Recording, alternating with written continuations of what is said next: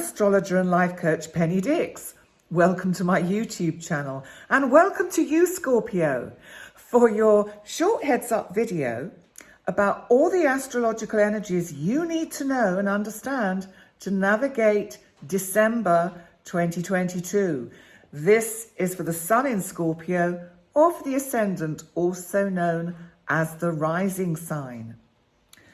Scorpio, how has your imagination been and your intuition? Because you have Pisces in the 5th house, which is the part of the chart that is to do with creativity.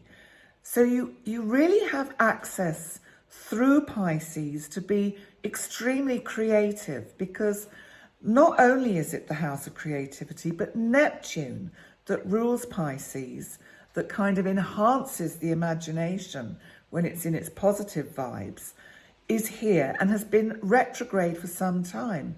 So what you might have found is that it hasn't been so easy to clearly have visions of what you want to create.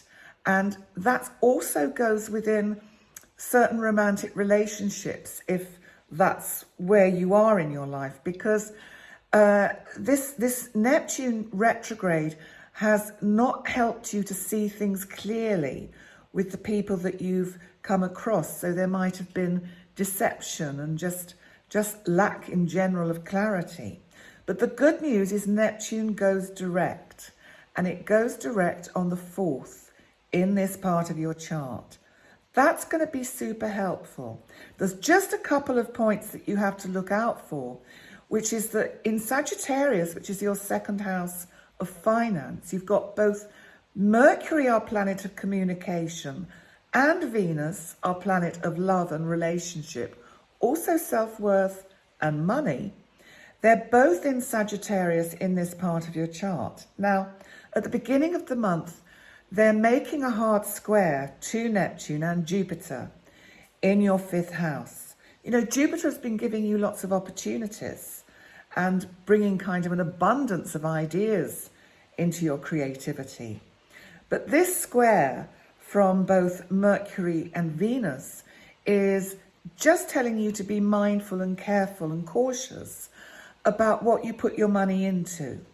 So just to be aware of that, because it might be that certain things that you want to do creatively, you know, even if it's crafts and hobbies, really, you know, they're just getting a little bit too costly, and you're kind of talking yourself into it and talking yourself out of it.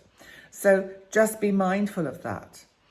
And then Mercury actually moves into Capricorn along with Venus. So Mercury, remember, our planet of communication, Venus, our planet of love and self-worth. They actually move into Capricorn because they're kind of hand in hand at the moment. And what they do is they go into the area of your chart to do with communication. And what's happening is they're still going to be squaring this Neptune and Jupiter in your 5th house. And you might have a few choice words to say. If there's someone that owes you money, for instance, you might just be getting a little bit frustrated with the fact that they're just not taking you seriously about repaying a debt, for example.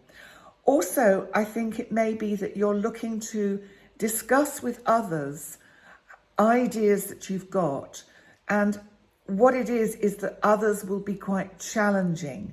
But that's good, because it pushes you to be even more creative and to not just get stuck in what you think is right, but to allow the input of others into your creative projects. And Venus in Capricorn, a little bit later in the month, makes the most beautiful trine. And that's to the North Node and Uranus in Taurus, which is your 7th house of significant relationships. This is round about from the 18th leading up to Christmas, about the 22nd. Now, this is super energy because, first of all, the 3rd house is about communication. And I think that there's going to be a lot of chatter going on I think significant relationships are really going to blossom at this time. And you know, Uranus is about the unexpected and surprises. But I just wonder whether somebody significant in your life is going to surprise you in quite a nice way. And that could be something to really look forward to. And I think it will change the kind of destiny of the relationship that you have. Now, if you're single and looking, this energy could also suddenly, unexpectedly bring someone into your circle that you can have a relationship with. And it could be somebody from your local community. So that's super interesting.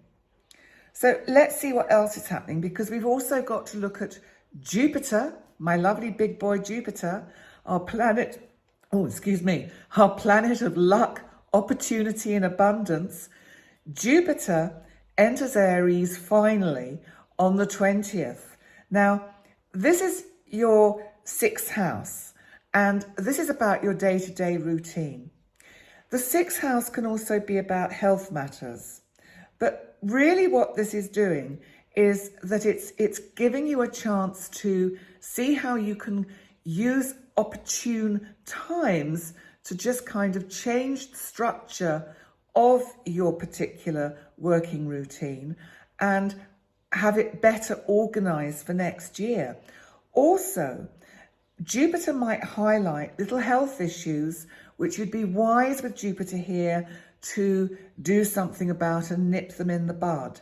It's nothing to worry about. It's just that Jupiter might actually be lucky for you in showing you that you need to address something in particular. Then finally, back to our planet Mercury, our planet of communication. Mercury goes retrograde on the 29th in Capricorn. Now, this is your house of communication. Don't worry. Mercury retrograde in this part of your chart is giving you a chance to catch up perhaps with people that you've lost touch with a bit. So people in your kind of local community. And it may be because, you know, you've been so busy, and that Jupiter in the 6th is really going to make things very busy.